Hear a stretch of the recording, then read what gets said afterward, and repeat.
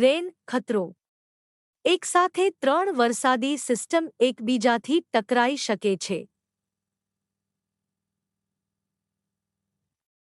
જેમાં ગુજરાત, ઉત્તર ભારતમાં અનોખી ઘટનાની શક્યતા છે. 8 ઓક્ટોબર સુધી તેજ પવન સાથે ભારે વરસાદ પડશે. અરબી સમુદ્રમાં ડિપ્રેશન સર્જાતા વાવાઝોડાનું સંકટ છે. અરબી સમુદ્રનું ડિપ્રેશન સૌરાષ્ટ્રથી 210 કિમી દૂર સ્થિર છે. તેમજ બંગાળની ખાડીમાં લો પ્રેશર ઝોનથી નું એલર્ટ છે. ઓડિશાની ડીપ ડિપ્રેશન સિસ્ટમ આગળ વધી રહી છે. ઓડિશાની ડીપ ડિપ્રેશન સિસ્ટમ આગળ વધી રહી છે તથા ઉત્તર ભારતમાં પણ વેસ્ટર્ન ડિસ્ટર્બન્સ સક્રિય થયું છે તથા ઉત્તરાખંડ, હિમાચલમાં રેકોર્ડ બ્રેક વરસાદની આગાહી છે. જેમાં ગુજરાતની પાસે જે સિસ્ટમ હાલ અરબી સમુદ્રમાં છે તે દરિયામાં થોડી આગળ વધતાની સાથે જ વાવાઝોડું બની જશે.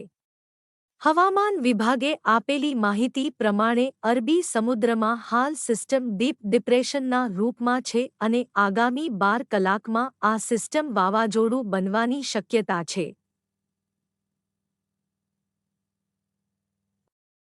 ભારતની પાસે આવેલા અરબી સમુદ્ર અને બંગાળની ખાડીમાં ચોમાસા પહેલા અને ચોમાસું પૂરું થાય તે બાદ સામાન્ય રીતે વાવાઝોડા સર્જાતા હોય છે.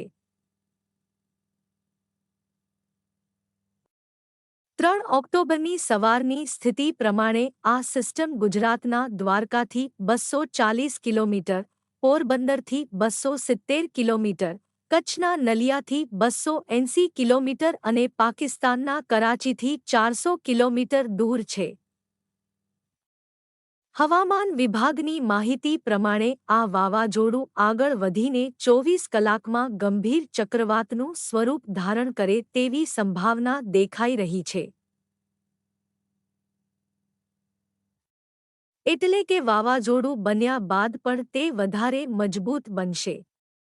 તાજેતરમાં જે સિસ્ટમ ગુજરાત પર હતી અને પછી દરિયામાં ગઈ છે એ સિસ્ટમ જ હવે વાવાઝોડું બનશે અને તે આગામી દિવસોમાં હજી પણ દરિયામાં રહેવાની શક્યતા છે.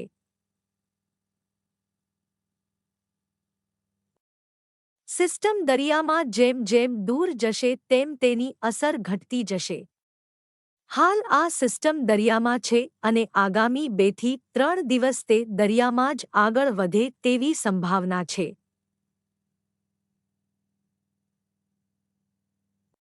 શરૂઆતમાં આ સિસ્ટમ હાલ જ્યાં છે ત્યાંથી પશ્ચિમ દિશા તરફ આગળ વધે તેવી સંભાવના છે. જે બાદ તેની દિશા થોડી બદલાશે અને પશ્ચિમ-દક્ષિણ-પશ્ચિમ તરફ આગળ વધશે. એ તરફ દરિયામાં આગળ વધતાની સાથે તે ગંભીર ચક્રવાતમાં ફેરવાઈ જશે.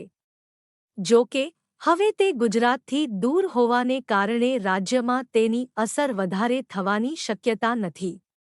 સિસ્ટમ દરિયામાં જેમ જેમ દૂર જશે તેમ તેની અસર ઘટતી જશે.